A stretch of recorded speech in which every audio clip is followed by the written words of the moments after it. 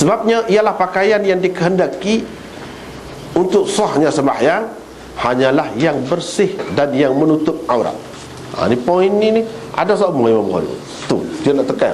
Kalau pakaian yang dikehendaki ialah yang menutup aurat dan yang bersih. Itu je asas. Kalau lain-lain itu bukan asas, tidak asas. Siapa jadi tak sah nak sembahyang? Tidak.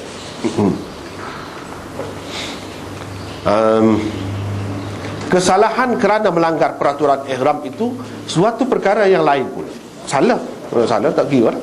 Kerananya dia mestilah membayar fidyah atau kafarah. Demikian juga dengan lelaki yang memakai sutera ketika bersembahyang. Tapi tak ada kena kafarah ni. Dia tak ada kena kafarah lah. Kesalahan memakai sutera itu adalah suatu perkara lain. Ia tidak khusus dengan sembahyang semata-mata. Haram pakai sutera tu khusus dengan sembahyang saja ke tidak? Tidak. Di luar sembahyang pun haram juga. Imam Bukhari faham benda lagu ni haram dia tu bukan dalam sembahyang, khusus dengan sembahyang saja. Di luar pun haram juga. Maka dia tidak membatalkan sembahyang. Kalau hak kait dengan sembahyang betul tu, di luar tidak dikehendaki gitu, air sembahyang. Tak ada air sembahyang. Di luar perlu kan ada air sembahyang? Tak perlu. Tak ada tu. Batal sembahyang, tak sah sembahyang. Ataupun tanggal batal air sembahyang, ada dah batal air sembahyang. Air sembahyang tu syarat tu. Syarat. Bila batal air sembahyang, tak boleh teruskan sembahyang sia-sia. Berdosa bahkan.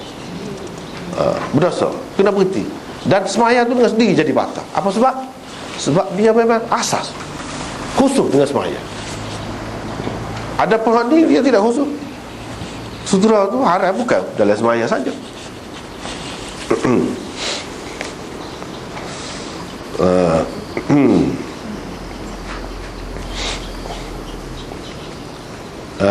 Imam Bukhari rahimahullah mengemukakan hadis Uqbah bin Amir sebagai dalil kepada sahnya sembahyang seseorang yang memakai sutera. Inilah dalil ni. Padahal sutera itu diharamkan kepada golongan lelaki.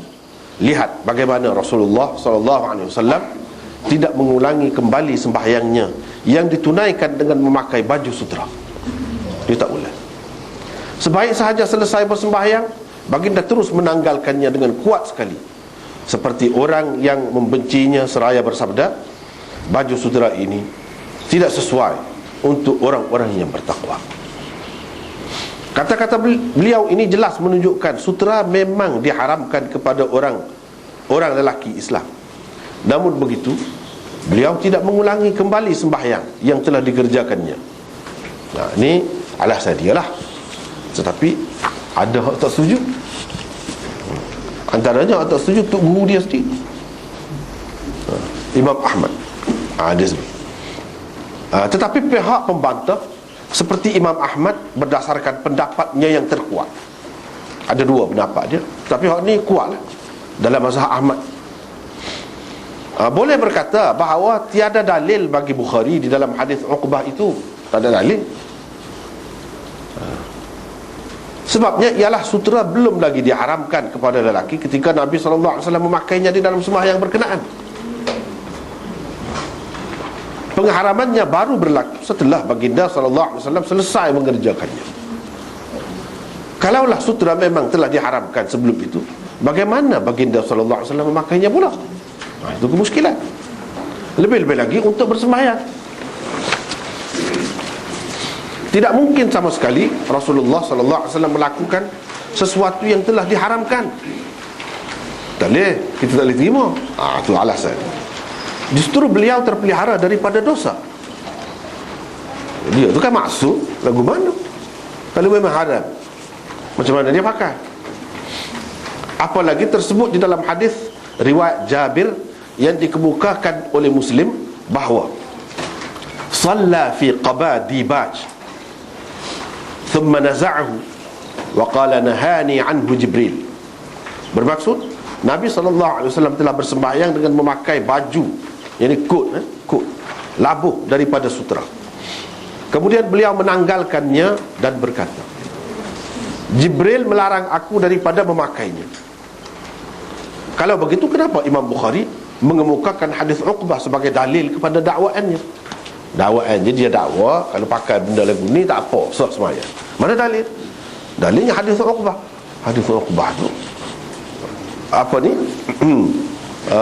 Selepas sembahyang. Selepas sembahyang dia pecah tu. Jadi kira-kiranya larangan tu selepas sembahyang, bukan sebelum sembahyang.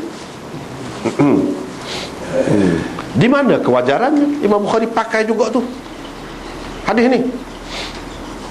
Memang begitulah lafaz hadis yang dikatakan telah dikemukakan oleh Muslim daripada Jabir, seperti yang disebutkan oleh Hafiz Ibn Hajar Al-Aini dan lain-lain dengan menukilkannya daripada Nawawi, yakni Imam Nawawi. Tetapi jika diperhatikan betul-betul, lafaz yang tepat seperti itu tidak terdapat di dalam Muslim. Apa yang tersebut di dalam Muslim, Nasai, Musnad Ahmad, Musnad Abi Awanah dan lain-lain sebagai riwayat Jabir itu adalah seperti berikut. Lagu ni sebenarnya, yaitu labisan Nabi sallallahu alaihi wasallam yawman qaba'an min dibaj uhdiya lahu thumma awshaka an naza'ah fa arsala bihi ila Umar bin al-Khattab faqila lahu qad awshaka ma naza'ta ya Rasulullah faqala nahani anhu Jibril faja'ahu Umar yabki faqala ya Rasulullah karihta amran wa a'taytani fama li qala inni lam u'tikahu litalbasahu innama a'taytukahu tabi'uhu faba'ahu bi alfai dirham. Maksudnya, pernah pada suatu hari Nabi SAW memakai kut labuh daripada sutera yang dihadiahkan kepadanya. Sebentar kemudian Nabi SAW menanggalkan kut itu lalu mengirimkannya kepada Umar bin Al-Khattab. Maka ada orang berkata, sekejap sangat engkau memakainya wahai Rasulullah. Pada ketika itu baginda bersabda, Jibril telah melarangku memakainya. Setelah mendapat tahu tentang larangan Jibril itu, terus datanglah Umar kepada Rasulullah SAW sambil menangis dan berkata, wahai Rasulullah SAW, setelah engkau tidak sukakan sesuatu, engkau memberinya pula kepadaku. Apalah nasibku ini? Maka berkatalah Nabi SAW, sesungguhnya aku tidak memberikan kut ini kepadamu supaya kamu memakainya. Tujuan aku memberinya kepadamu ialah supaya kamu menjualnya. Umar pun menjual kut sutera itu dengan harga 2.000 dirham. Di dalam hadis ini langsung tidak disebutkan, kita tengok dulu, baca dulu, molek dulu. Di dalam hadis ini langsung tidak disebutkan Nabi SAW telah bersembahyang dengan memakai kut labuh daripada sutera yang dihadiahkan kepada beliau itu. Tak ada. Jawab hati molek, tak ada. Tidak juga tersebut di dalamnya Jibril melarang baginda setelah selesai bersembahyang. Tak ada juga. Kemungkinan pengharaman sutera semasa Nabi SAW sedang bersembahyang tetap ada, lantaran beliau boleh juga menerima wahyu ketika dalam sembahyang. Kemungkinan Jibril melarang baginda SAW daripada memakai sutera ketika beliau masih dalam sembahyang juga tetap ada, terutamanya apabila dilihat bahawa sebaik saja beliau selesai bersembahyang, beliau terus menanggalkannya dengan kuat sekali, seperti orang yang membencinya. Nah, disitulah letaknya kewajaran Bukhari rahimahullah mengemukakan hadis Uqbah di bawah tajuk bab ini. Tu kena perhati. Di dalam Lami'ud Darari, Maulana Rashid Ahmad Gangguhi juga menulis bahawa wahyu yang disampaikan Jibril tentang larangan memakai sutera itu turunnya adalah ketika baginda SAW masih di dalam sembahyang.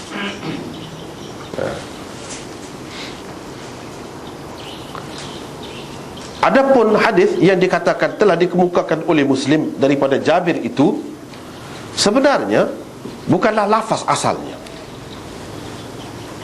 Ia tidak lebih daripada andaian yang disimpulkan oleh Imam Nawawi daripada hadis Jabir setelah menggabungkannya dengan hadis Uqbah yang sedikit sebanyak ada persamaan dengannya. Berikut adalah lafaz komen Imam Nawawi terhadap hadis ini. Kalau kita perhati mulai, nampaklah. Lihatlah dengan teliti apa kata beliau. Wa huna wa hadha al-lubs al-madhkur fi hadha al-hadith kana qabla tahrim al-harir 'ala ar-rijal. Wa la'alla awwal an-nahy wat-tahrim kana hina naza'ahu. ولهذا قال رسول الله صلى الله عليه وسلم في حديث جابر الذي ذكره مسلم قبل هذا بأسطر حين صلى في قباء ديباج ثم نزعه وقال نهاني عنه جبريل فيكون هذا أول التحريم والله أعلم. Itu dalam syarah Imam Nawawi. Situ tidak terjemah tak terjemah. Tak apa, kita terjemah. Nabi SAW memakai sutera dalam hadis ni adalah sebelum pengharaman sutera itu kepada lelaki. Barangkali larangan yang mula-mula ataupun pengharaman yang mula-mula berlakunya ketika Nabi SAW menanggalkannya itu. Ketika itulah. Itu andaian dia. Barangkali dia kata. Itu andaian. Kerana itulah Rasulullah SAW di dalam hadis Jabir yang disebutkan oleh Muslim sebelum ini, beberapa baris sebelum ini, kata dia, iaitu apabila selesai bersembahyang dengan memakai kut labuh daripada dibat sutera itu, kemudian baginda menanggalkannya dan bersabda, Jibril telah melarang aku daripadanya. Ini berarti pengharaman itu mula-mula sekali berlaku pada masa itu. Pada masa itu dia kata selepas menanggalkan. Soalnya kalau kita perhati molek, dia tanggalkan tu bila? Kalau kita baca dalam hadis Bukhari ni, ni semula kita baca apa ni, muka surat 366 tu, tetapi sebaik sahaja selesai bersembahyang. Sebaik sahaja selesai bersembahyang. Sebaik sahaja, bukan lama selepas pada tu. Kalau wahyu mari, kira ada ketika juga tu ada selang juga tu. Bukan sebaik sahaja. Kalau kata sebaik sahaja ni, bila selesai sembahyang tu pecah selalu. Menunjukkan larangan tu. Kalau kita kata larangan tu mari bila? Kalau kita kata haram, sebelum pada tu tak haram, yang Nabi pakai tu tak haram lagi lah. Tapi pengharaman tu bila? Pengharaman tu bila? Kalau selepas sembahyang selalu dia pecah, bila? Lepas sembahyang tu juga kau berapa second dah kita kata wahyu tu mari, Jibril mari, sebab tak benar lah lagu tu. Dah apa yang mesti kita kata lepas sembahyang Jibril mari tu apa? Dia tak boleh ke mari wahyu dia ke sembahyang? Situ persoalan. Tengok Bukhari cara dia tu, dia tahu dah. Dia tahu dah. Orang akan kata dah kalau haram apa pakai dulu. Nabi tak boleh pakai. Ini menunjukkan tak haram lagi ketika dia pakai tu. Tapi bila tak haram, Imam Nawawi mengandaikan selepas sembahyang lah, dah sambahnya, tak dalam sembahyang. Lepas tu dia kata hadis Jabir. Hadis Jabir bukan lagu tu. Hadis Jabir bukan dalam lagu tu. Sebenarnya ini gabungan yang dibuat oleh Imam Nawawi, dia faham berdasarkan hadis Jabir. Ni hadis Jabir ni, dia tengok, dia gabungkan dengan hadis Uqbah bin Amir ini. Dalam Muslim pun ada juga, dalam Bukhari ni kita duduk baca ni lah. Dia buat kesimpulan dan andaian. Itu tak sebenarnya. Tetapi ramai orang keliru, orang kata ni hadis ni ada dalam Bukhari. Mana dia semayang dengan pakai tu lepas pada tu, kira-kiranya lepas pada semayang lah dia menanggalkannya. Lepas pada tu thumma menunjukkan tidak semesti selalu lama. Lepas pada tu dia kata Nabi Jibril larang.